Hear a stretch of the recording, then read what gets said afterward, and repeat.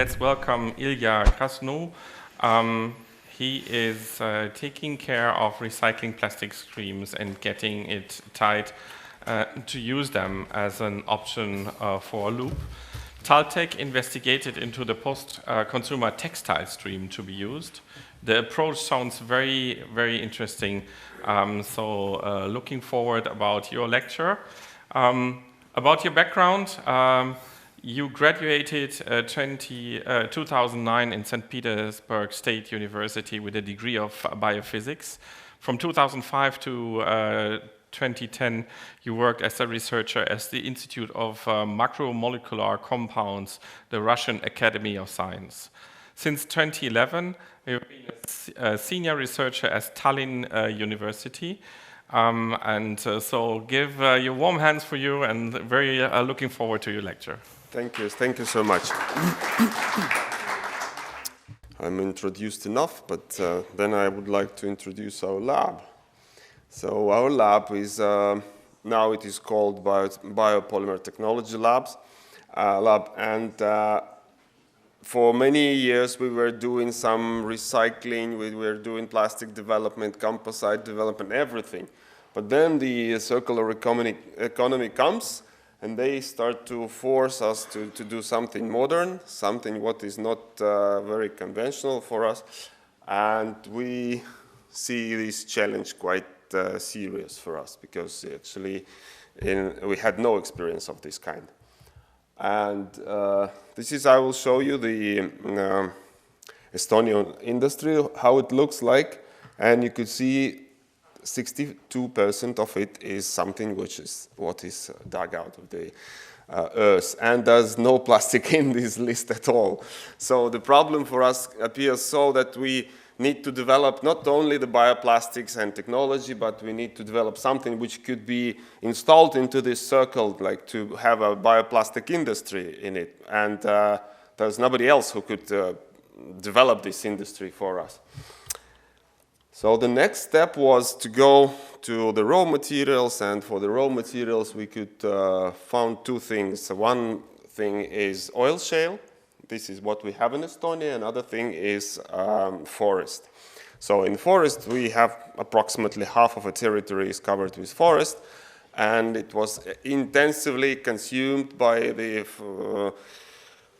forest industry, mainly for construction purposes and for pulp, not for pulp actually, for wood logs at all. And we have a very big consumer to the north, these Scandinavian countries, Sweden, Norway, who consumes a lot. Norway even banned their own forest cutting, so they need a lot of wood from everywhere. And the Environmental Ministry of Industrial Development decided that we have to point out on the forest, we have to do something with it. And we started with simple things, leftovers from agricultural industry, leftovers from a forestry industry, and our first papers appeared in, not even papers, our former professor Antti Vikna, he made a couple of books about composites with, this is flax shows, because we still have a couple of companies who produce textiles out of flax. They have quite a lot of this leftover, and this was kind of request from industry, what was very nice, because we see the real problem from industrial partners, and we tried to solve it. It was solved somehow, but it didn't have any further developments. Then we come to a next stage. We have an oil shale industry. We have a lot of leftovers, let's say, so ashes of oil shale. We have developed the composites. Again, we had some governmental grant on development of these composites. And again, we hit the sky because there was like no result from it. Like even the company who has this waste, ash waste, they have partners.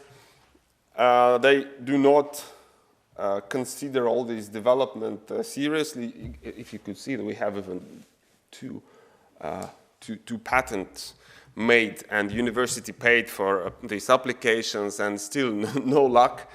So then we go forward a little bit and got the grant from Ministry of Environmental Ministry, let's say so. And we have developed a composites with the textile waste. It was very interesting project. We have recycled many types of textiles, cotton, polyester, mixed textiles, use different plastics as a matrices and so on. So we have got some good results in this field.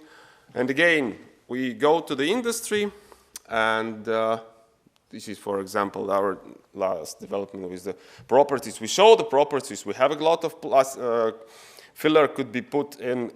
We have started with conventional plastics because our industry asks for conventional plastics. They don't want to work with bioplastics. Polyethylene, polypropylene is good for them. Properties are good for them, but they say, okay, we don't want to take this risk for us, do something more interesting for us. Yes, so then we go a little bit towards bioplastics seriously, because we see that this track is going to nowhere. Industry doesn't want this stuff, even if it is something what they know and they get used to it. So we come to a PLA and lignin composites. We have developed some few recipes. We have tested real injection molding. I guess these food trays and cups we have ordered from our partners in Pakistan. They have produced, we have produced compounds, and they produced items for us. This is because I had quite a lot of students from Pakistan and under my supervision, so we make this kind of exchange. And next, this was actually the kind of success when we come to the understanding that industry doesn't like things which are not very much real. They see at your recipes, they see at your test products and say like, no, okay, this is interesting, but we are not going to risk with it. So we have developed compounds with thermoplastic starch. I have some samples. If you like, you could touch them and see them. And we have developed compounds of thermoplastic starch with lignin and cotton. We have tested the extrusion and film blowing. It found to be good, so prototype items were developed. Then we go for another type of biomass. We come to a cellulose. We also try to do some things out of cellulose to use it as a filler for thermoplastic starch, for filler for polypropylene, and some papers about this material. So again, we get some kind of scientific result, but it all hit the wall with the commercialization, or even just trying to get some industrial partners in our Baltic region. Finally, this is our last development. What we have done is thermoplastic cellulose laurate, which appeared to be nice material. It is injection moldable. It is good for film casting. We have, again, got some money from university to patent it. And now we try to find a way how to go to industry with these materials. And this is absolutely difficult story, because as we have discovered, in university, nobody knows how to do it at all.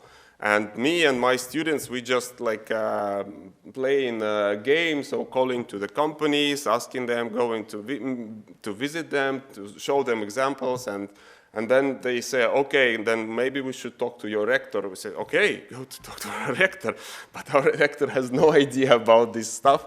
He probably knows what somewhere in reports it is mentioned.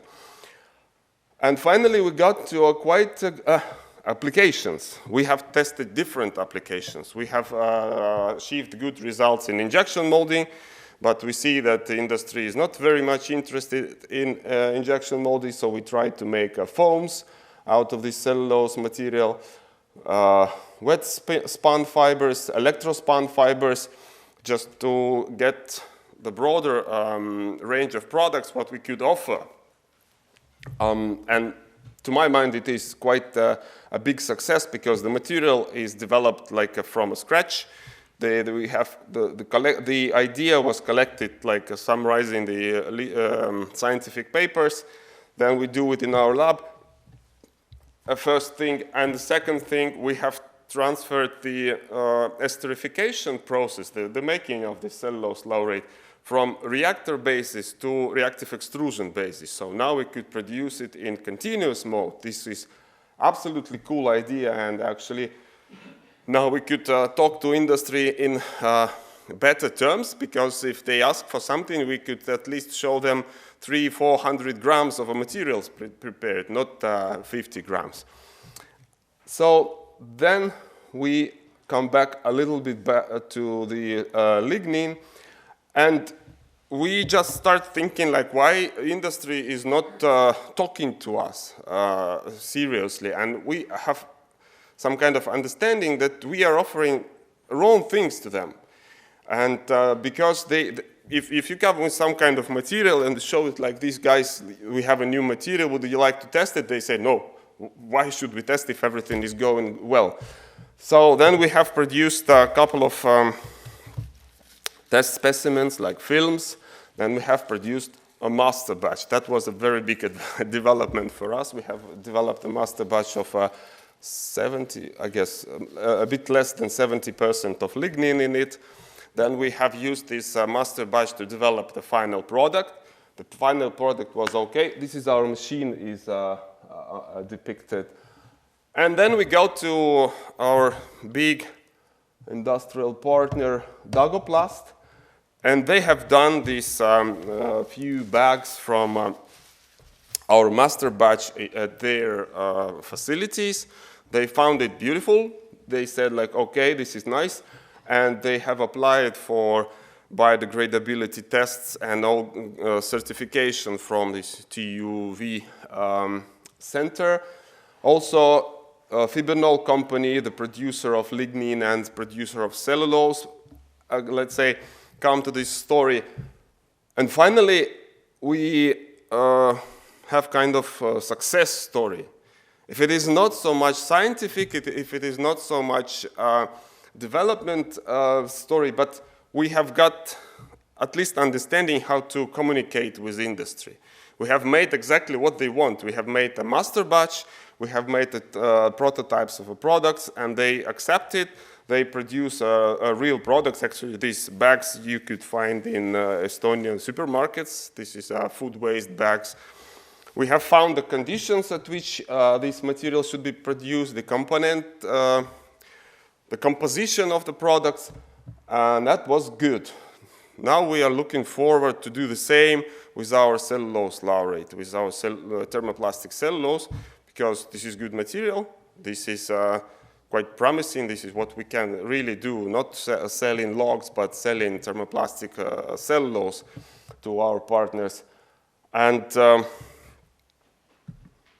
probably we have found the right way how university should cooperate with industry, how to teach our students also, because this was a very big challenge for me personally, how to explain to students that your job is not just to come to the lab and do some experiments, what I told you, but also to take a phone and call to industry. People go to the plant and talk to some other person. So I hope this will be, will have like a next serious development quite soon, because we have got a big project on development of the cellulose, thermoplastic cellulose, and the issuer of a grant has a requirement that we have to build a pilot plant on the basis of this development. So yeah, this is all about what we have done, and thank you for your attention.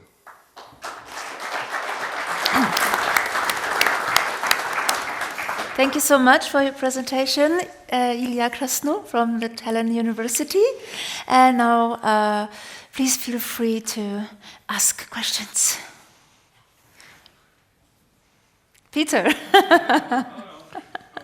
I mean, lignin is a kind of common feedstock. At least it crossed here several times the conference. Quite interesting. So, how is the accessibility in your country, in Estonia? You said your country is covered roughly 50% with forest. Can you comment on that? The accessibility is really big, and because we have this partner, a Fibinol company, who is actually now producing commercial grade lignin of different particle size, different types of extraction, the acid precipitated, organosolv, and so on, many different types. But this is a big problem because they have got big investments into production lines, and they have a lot of materials done, and they have no customers for it because, like in the industry, at least in Baltic states, nobody knows anything about lignin. And now we develop many products. The final one was like developing lignin containing a filament for 3D printing, just to find the market niche, and they are very much interested in developing it. And so lignin and cellulose, we have plenty of it, mostly this microcrystalline cellulose, but also we have tested many other different types like alpha cellulose, some kraft paper, then dissolving pulp, and finally this cotton, even just pure cotton as a source of cellulose. Yeah. Sounds very promising. Maybe it's also a kind of call to the audience to come back with ideas and also have a fruitful discussion about giving you some pings for your next R&D work, right? Yeah. I think there are 3 questions. The first one is what application of these thermoplastic celluloses are? Yeah, first this question. The applications, we tried quite a lot of them. For injection molding, what was first and what was successful, and then we have done some making of foams and fiber making, which was not so successful. It actually needs further development. But at the moment, we try to get some understanding from industry, what they would like to do with it. Okay, the second one, have you any information about the leachable that will come out of the plastic? What? Of the leachable. What's leaking out of it? Oh, yeah. What is coming out of it? No, we haven't tested to say. But we keep in mind that it could be some kind of problems. And okay, there are 4 questions. How about the CO2 compression to fossil-based or similar plastics? CO2 story is a very interesting story. We have just started calculations. We have found a partner who can make a really good LCA calculation for material, and we have started this development because initially we have just tried technology, it works, and then we start looking for like real material development. So we have started with vinyl esters as esterifying agents, but they are most petroleum-based. So our bioplastic is not very much bio, let's say. So now we switch from vinyl esters to rapeseed oil esters. So it's like a fatty acid extracted from rapeseed oil, and we expect to have quite good, let's say, results in terms of CO2 emission or carbon footprint. So it's just under development now. It's just like a first steps in this direction. Okay, and the last one, how are the chemical resistance compared to our standard PP or PE? No, you could imagine. Chemical resistance, we haven't tested a lot. We test much more thermal resistance, and for a couple of cycles it is quite well. It requires quite narrow processing window, because if you reach a little bit like 10 degrees above, then there will be certainly some kind of problems with the material use. I have seen these injection molded items. They are black, almost black, but the material itself, when it comes from extruder, it is like slightly grayish. So this is the pure evidence that it is modified, significantly modified during injection molding. So chemical resistance is not studied, but thermal stability is quite good. But I can say that listening to one of these presentations today, I think we have to look forward a little bit on application of special additives to the material, because now it is raw, absolutely raw. This is cellulose with fatty esters in it and nothing else. So we seriously have to consider some antioxidants and some other fillers for it. Without it, the material will not survive. Thank you. Thank you. Thank you, Illia.